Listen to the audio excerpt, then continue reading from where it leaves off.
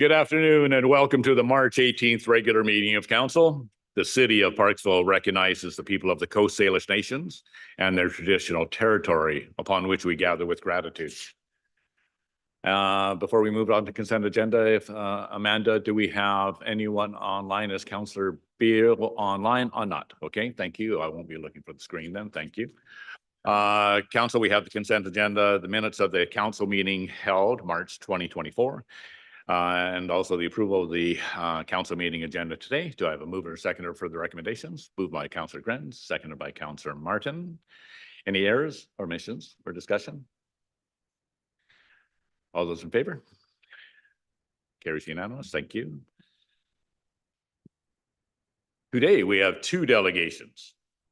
The first delegation we have is the Parksville Downtown Business Association regarding the 2023 annual report and 2024 budget, a presentation by T. Cooper, Executive Director, Michelle Jones, Treasurer, and C. Hallstrom to present the PDBA 2023 financial statements, the 2023 annual report and 2024 budget, and to request a 25% advance of levy funding as per bylaw number 1556. Michelle and Teresa, welcome. You have 10 minutes for your presentation. Thank you for joining us today.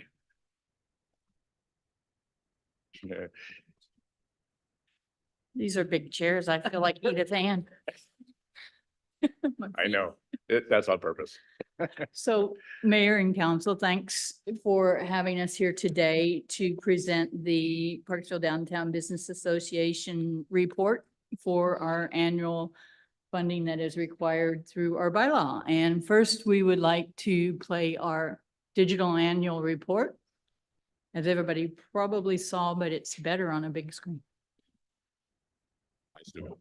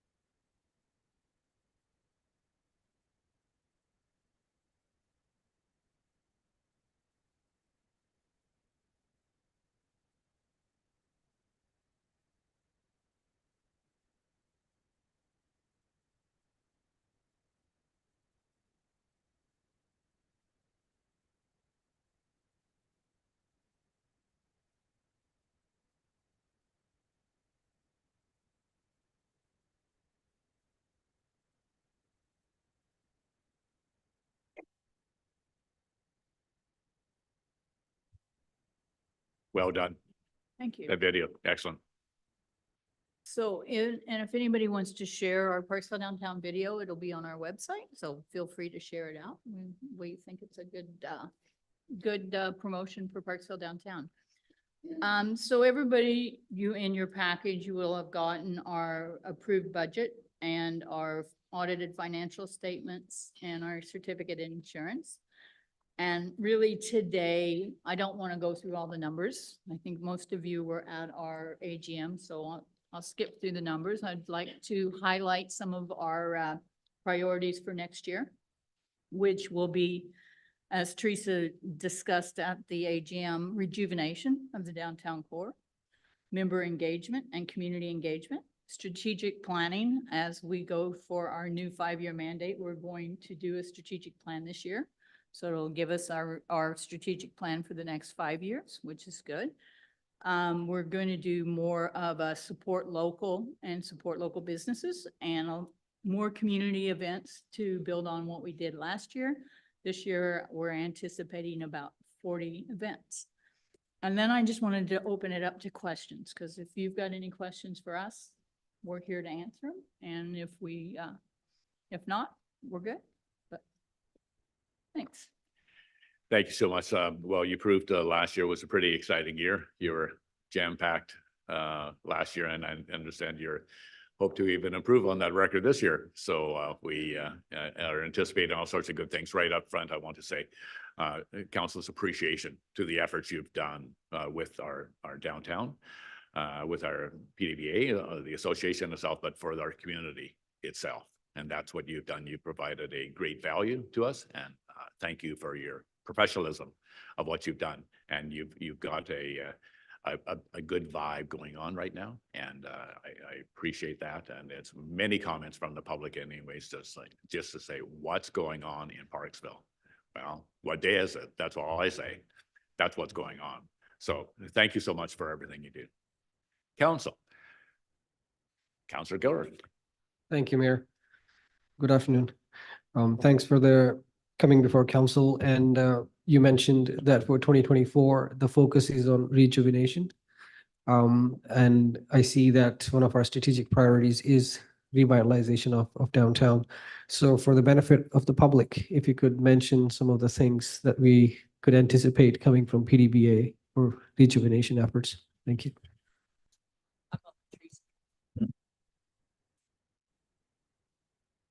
Thank you, Your Lordship, and through to Councillor Gore. We're really committed to doing some public engagement this year to find out what the residents of Parksville would like to see for their downtown. I know there's been a lot of talk about tourism and its impact on Parksville, but I think we're missing something if we don't reach out to our neighbors and say, come on down and have a look.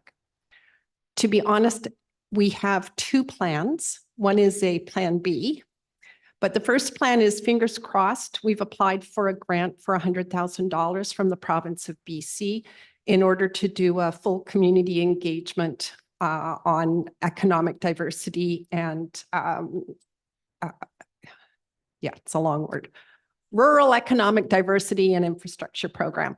And so we've got our fingers crossed for that. And that would be like an 18-month project with a lot of public input to whatever it is. But what I hope it turns out to be is a real clear picture of the character of Parksville downtown and what we want to promote. If that goes sideways for us, we will do a much smaller version. But either way, we're going to be talking to our neighbors to find out their thoughts about Parksville downtown. Councillor Martin. Thank you, Mr. Mayor. Of course, everything that you do, I appreciate. Being the liaison, I kind of a little bit more involved, and it's very helpful. On the way in here today, I met a fellow who was picking up his 2 children from the daycare. And so right away I'm asking, where are you from and all this? And he's only been here a year and a half. His father has been here 7 years, and they came from the mainland. He said, I don't know why we didn't come sooner. And he said the downtown, everything for the children, all that we're doing here, including the proximity of the convenience of everything in Parksville, just way over the top. Yeah. And so part of it is what you do too. So I wanted to share that. It's good for all of us. Yeah. Thank you. Thank you. Any other? Councillor Gratz. Thank you, Mr. Mayor, and through you to our delegation. I'll echo the comments around the great work you're doing in helping us reach our strategic priority of a vibrant and livable downtown. And you've highlighted a number of the efforts around that in your video, which is really excellent. We very much value, as you know, collaboration in this community and working across different organizations towards our mutual goals. Can you maybe speak a little bit about how you're collaborating with other partners in the community to ensure we have a great downtown here in Parksville?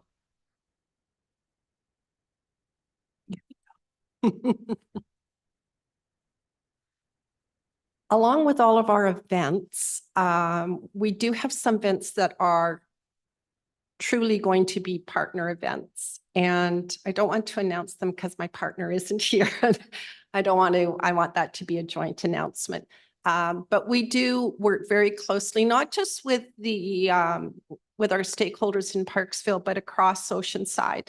And we meet, I think it's moved to every other month now, but we meet as an organization with Parksville, Qualicum Beach Tourism, the two chambers, the two CAOs, and talk about plans for Oceanside. And we especially work really closely with PQBTA, which is the Tourism Association. They're launching a 5-year plan, and we're trying to weave ourselves in with that plan. So we're not in conflict on anything, but moving forward together. Follow up? Maybe just a quick thing. Sure, go ahead.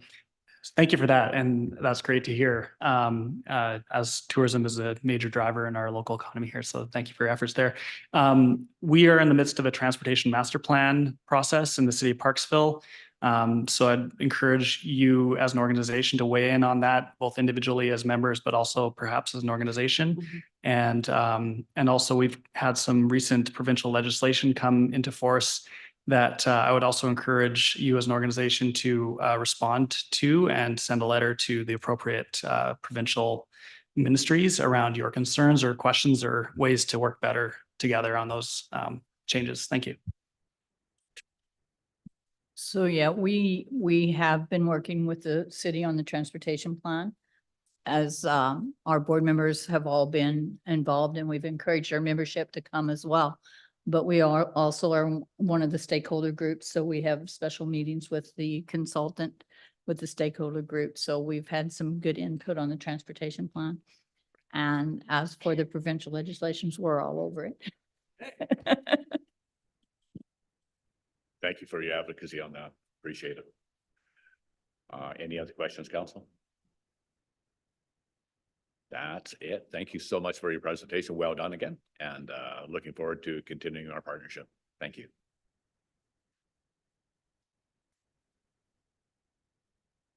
Council, after the delegation here, we are going to look for approval at this time. So we're looking for a mover and a seconder for the recommendations in the package ahead of you. If you have a mover and seconder, the mover, Councillor Gore, seconded by Councillor Martin. Any discussion further? All those in favor? Thank you. That carries unanimous. Thank you, council. We have another delegation today, council. We have the Regional District of Nanaimo, the Regional Growth Strategy Update Bylaw.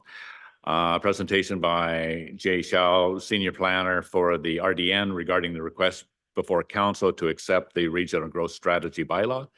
If you may also, I just have one name here. If you could self-identify yourself. So now that you're here, ladies, thank you so much for being with us today. Welcome. Did you get the right one?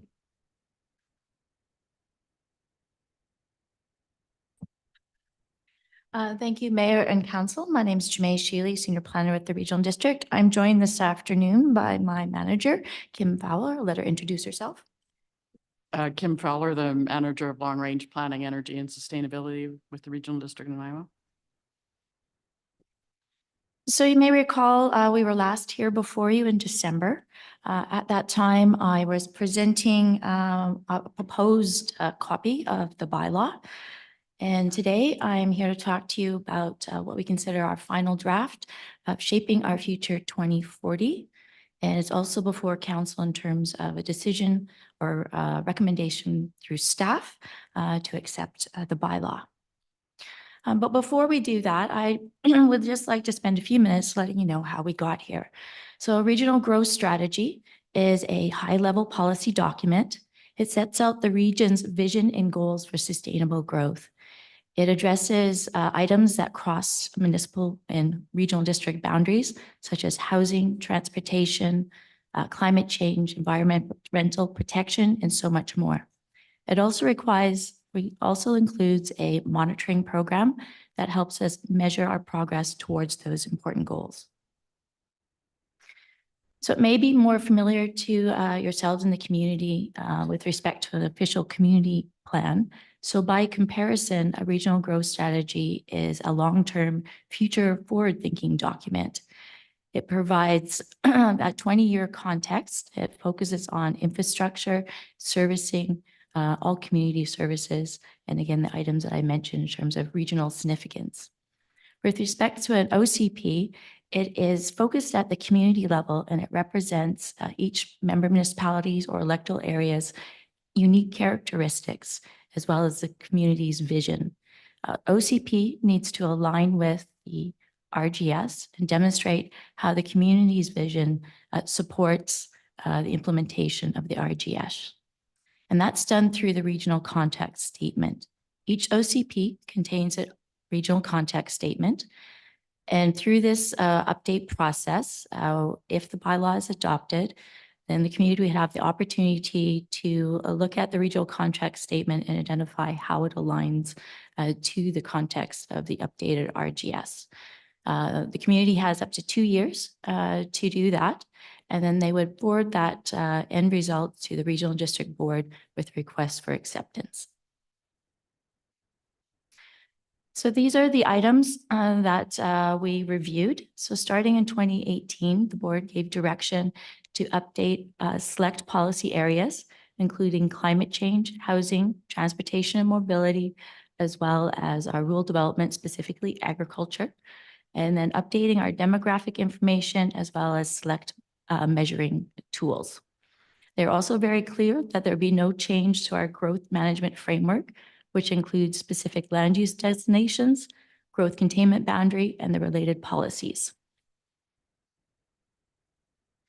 Back in June of 2013, a draft of the bylaw was referred to the member municipalities, as well as local government agencies, improvement districts, local First Nations, and communicated to the public. Following that intensive open to comment phase of the engagement, we did receive a number of comments, and we did receive a significant amount of support on some key areas, those being particularly the direction we're taking on managing natural hazards and zero emission options by expanding our approach to promoting more opportunities for mobility, and also taking a broader stance on agriculture, where we're both acknowledging food provisioning, production, and the cultural significance. Other areas that have been adjusted in this final draft is it provided an opportunity to update the demographic information. The census was released in 2021. So we enhanced our population projection, housing projections, as well as the economic projections. Also, through comments that we received from this council, we enhanced our housing policies to be more collaborative.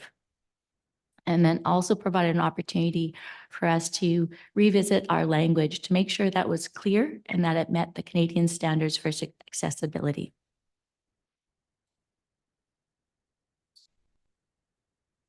Okay. Ms. Fowler was just correcting me. I misspoke. The referral for the original draft went on June 2023. I guess I said 2021. Would have been a long referral period. So where we're at today is in our final phase, our bylaw approvals process. And you can see on the slide, we've already had a significant number of milestones. Right now, we are in the formal referral period, the 60-day referral period, and that's the item before council. Following this referral period, any of the responses received will be presented to the board along with staff recommendations for proceeding. Were the bylaw to be adopted, we would move to the next phase, which is the implementation, where staff would work with member municipalities to develop an implementation plan. And it would include such items as updating our regional housing needs assessment, as well as our land inventory. And I'm sure we'll be able to work together to identify others. So on that note, I would like to conclude and thank Mayor and Council once again for inviting us to speak with you. Thank you so much for your presentation. I appreciate you taking the time to come and show off our collaboration effort that is very strong with the RDN, and we appreciate all the efforts that you do to make all of our community much better. So I'll open it up for Councillor Gore. Yes, thank you, Mayor.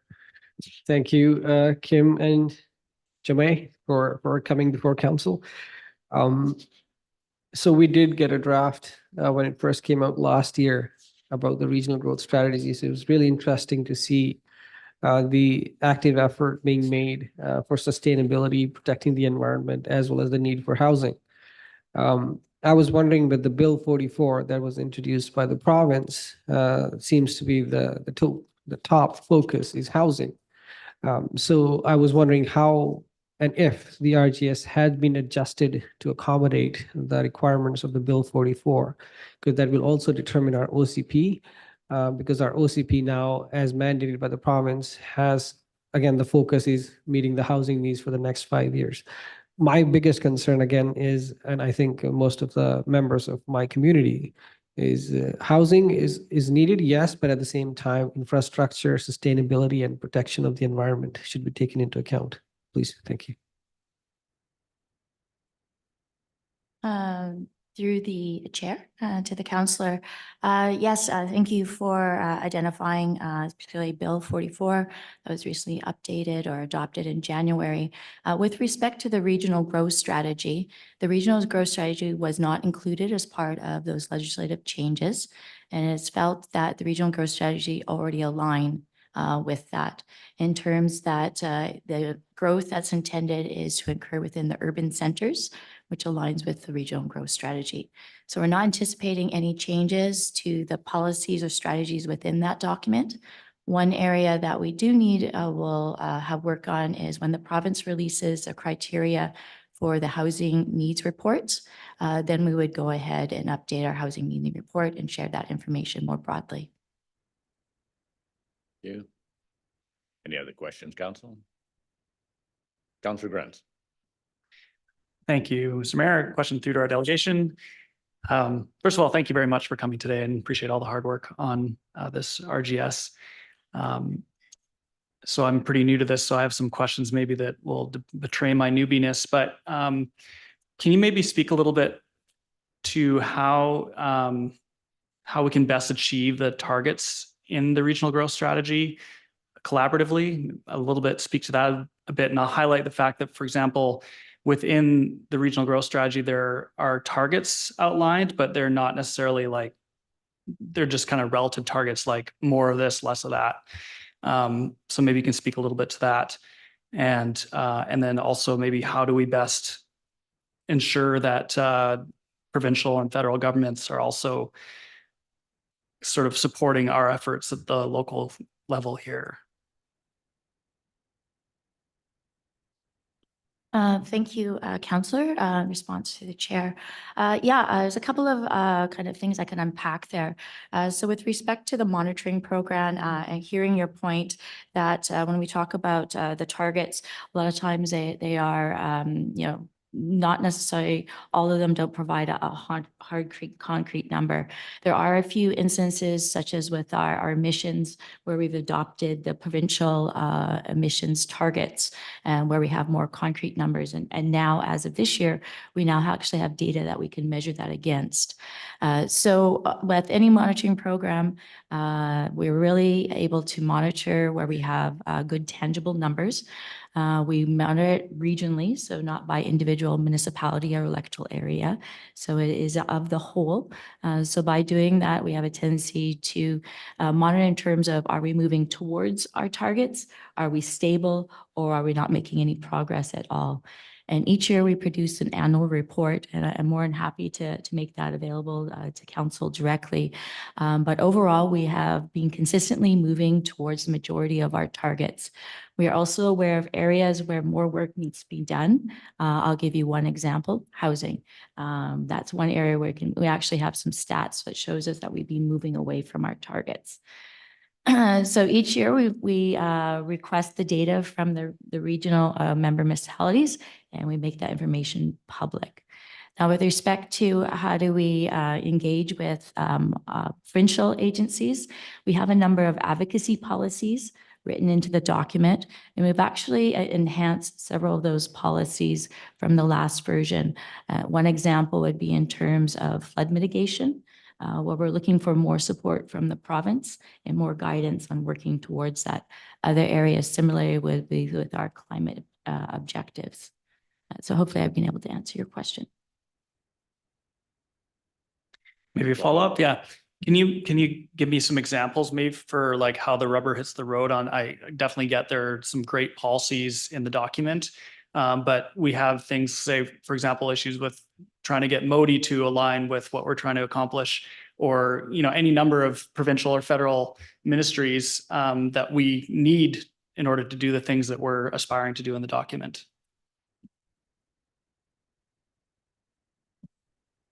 Through the councillor from the chair, no, I appreciate that. I was recently involved with a number of open houses with our own elected officials, and I heard the same comments. How do we engage further? How do we advocate, particularly to Modi and other provincial agencies? Within the policy documents, there's a couple of tools. One tool is the advocacy policies. There is also an opportunity to enter into particular agreements with provincial agencies. Now, that's not a tool that we've used to date, but it is a tool available to us through the regional growth strategy. So through the implementation plan, I think there's an opportunity to explore that and maybe how that tool could be used further. So as one suggestion. Miss Fowler, did you have anything to add on that? Through the mayor to the councillor, the advocacy policies are general. This is supposed to be a big overall umbrella for particularly land use planning in the region. And so you can use those advocacy policies on referrals, on requests. You can make them through your own council. You can also make them through the RDN board. And we also have, of course, UBCM resolutions and ABICC. From my perspective, local governments need to do a lot more advocacy. We are Legion, and we don't do a very good job collectively of stating our needs and requesting changes. And when we don't get an adequate response to those changes, doing something about that. So I think there's a lot more, given the very significant changes that are occurring in the province, in the climate risks that we're now involving in. So I think there needs to be a lot more work on that. The Federation of Canadian Municipalities is doing its #1 priority right now is requesting a new deal for local governments across Canada. Deals with way more than just taxes, but that's also one of the key areas because financially we can't continue to support 60% of the core infrastructure in this country on 10 cents on the tax dollar. Your worship. Thank you. You good? Any further questions or comments for our delegation today? Councillor Wood, or did you? Yes. Thank you very much for your work on this, and Kim, I completely agree that FCM and UBCM, I think they're spreading the word and advocating as best they can to provincial and federal governments that we need a better financial framework if we're supposed to keep up with the infrastructure along with the climate crisis while we're building the housing that we're being told to build. And so definitely open to any further ideas for UBCM and FCM to advocate. It's really tricky getting the attention of both of those orders of government. But hopefully we start to see a little bit of traction from FCM and UBCM on that stuff. Thanks. Thank you. Any further? Councillor Gore, go ahead. Thank you, Mayor. Since I have you, Kim, here, I'll ask a question about our watershed. And it's slightly off topic, but I think it ties into the sustainability piece. I remember speaking with you on the sidelines with UBCM, so that was really informative last year. If you can speak to a little bit about the watershed protection efforts that the RDN and the province is undertaking in my community. I think that's the Englishman River watershed and the French Creek watershed. I am aware of the drinking water and watershed protection program at the RDN, but how is that information being incorporated when we are talking about the growth strategy? Thank you. Through the mayor to the councillor. There, we do have a drinking water and watershed protection program. That's its own service. It's in its 14th year and it's a second 10-year plan. So it's in year 4 of doing that. It has 4 priorities and it's continued to do the information collection, the outreach, which it has done very well for the last 14 years. One of the key areas that we've been working on with them in the last few years is the implementation through regulation for that. And so what we've done within the electoral areas is developed 2 new environmental protection development permit areas. One is for aquifer protection. And we're looking at them in electoral area F because we're reviewing their quarter-of-a-century-year-old official community plan that needs updating. So there's some very key aquifers in that area that are under stress. Actually, a lot of that area either has sufficient groundwater sources or ones that are demand exceeding supply, or they have low supply.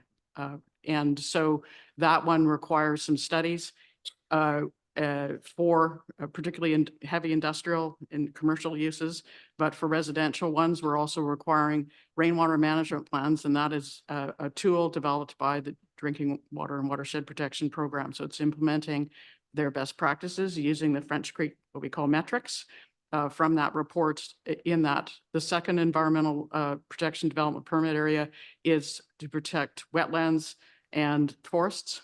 And we can do that because we are in the biogeoclimatic zone, which is a western coastal Douglas fir, and it's under threat. It's endangered.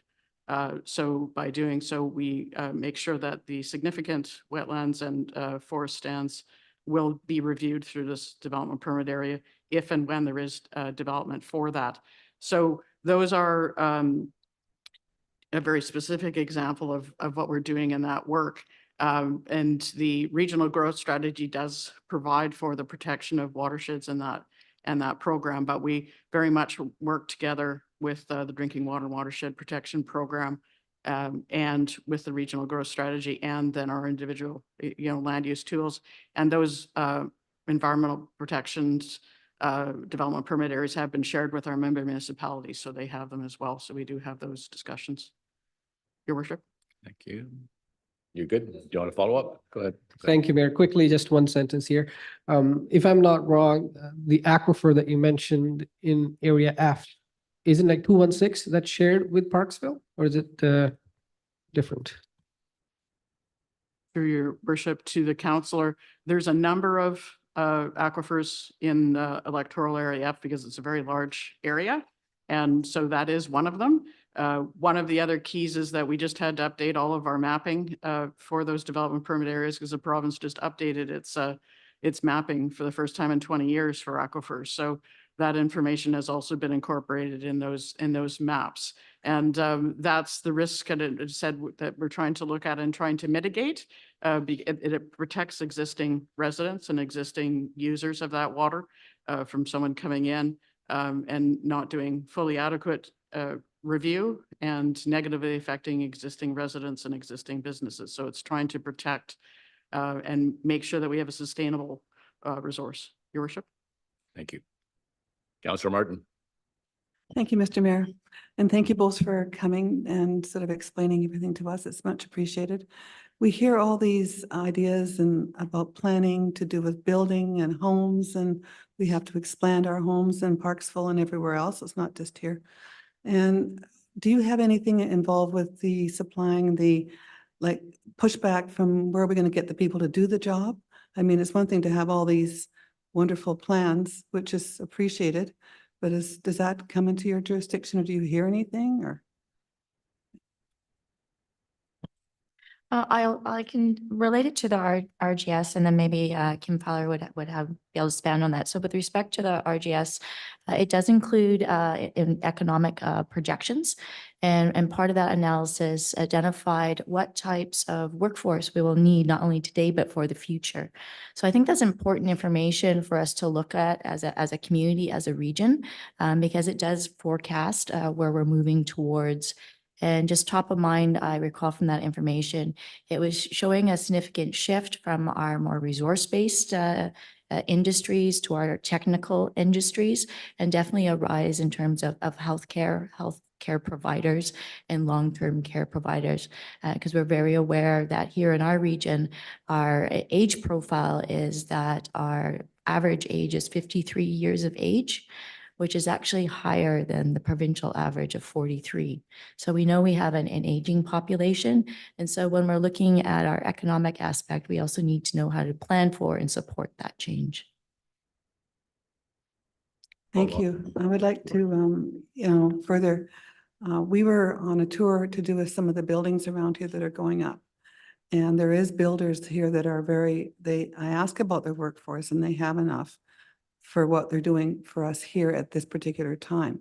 I'm just talking about the future. So it's so complex, as you know. Thank you. Thank you. Thank you. Any further questions, council?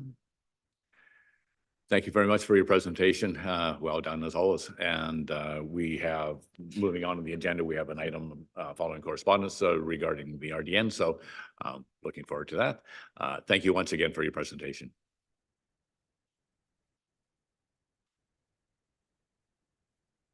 Under correspondence, we have one piece of correspondence today from the Union of BC Municipalities regarding the 2020 Community Childcare Space Creation Program through the Boys Girls Club, Parksville Child and Family Center. Do I have a mover or seconder for the recommendation as noted?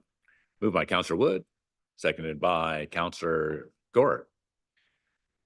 Any discussion? All those in favor? Thank you. That carries unanimous.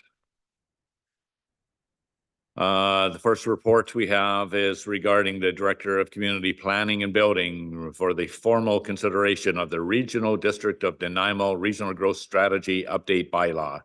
To consider acceptance of the updated Regional Growth Strategy Bylaw. Do I have a mover or seconder for the recommendation as noted?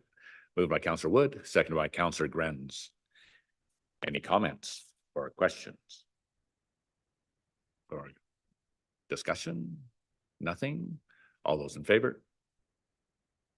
That carries unanimous. Thank you.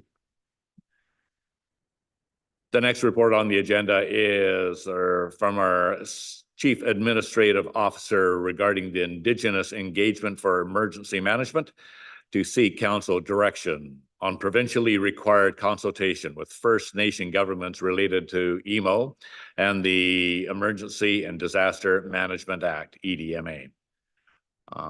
Do I have a mover or second for the recommendation as noted? Moved by Councillor Wood, seconded by Councillor Gore. Any discussion? All those in favor? Thank you. That is unanimous. The next report on the agenda is the Grant and Aid Select Committee for the Spring 2024 Grant and Aids applications. The grant and aid applications and recommended financial allocations. This session we had Councillor Martin and Councillor Grenz as the Grant and Aid Committee. I will refer to them to give us the awarding of the successful applicants by.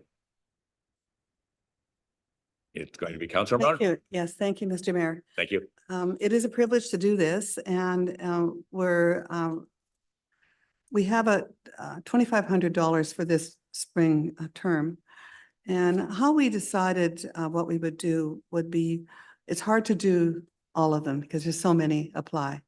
And so we've taken in the community things to do with children more, a little bit more, young people, because, and also, the community garden is something that, it is important for so many people outside and around our area that use that. And so we supported them. But the focus, for myself, because I know the OCP and our goals is, to support the children in our community. So I'd like, Councillor Gore to add to that. Or maybe Councillor Grant. Friends, Yeah. sorry. Thank you. Maybe I'll go ahead and list off the amounts here. So we've awarded $555 to the Friends of Foster Park. We've awarded $595 to the Oceanside Minor Softball Association, $755 to the Parksville Community Garden Society, which will hopefully allow them to complete their project, and $595 to the Whalers Football Support Society. And I'll just add that there were, as Councillor Martin alluded to, a number of very worthy organizations that applied for our grant and aid program, and we're pleased to be able to support some of these communities through the tax dollars that we raise here in the city of Parksville. And I also note that there are a number of amazing organizations in our community that are also offering grants that hopefully anyone who didn't get the full amount or didn't get a contribution this time from the city of Parksville will also seek to bring their application to those other organizations, because there's definitely a great base of volunteerism and community engagement here in Parksville. Thank you for that, Councillor Martin. Yes, I'd like to add too, when I was reading all the applications, this is when they apply, they only apply for a part of what they need. It's never all in, you know, like this is only a small contribution toward what else they're doing with their fundraising and community work. So I thought I'd add that to it. So thank you. Thanks for that clarification. Do I have a mover or seconder for the recommendation as noted? Moved by Councillor Gore, seconded by Councillor Wood. Further discussion?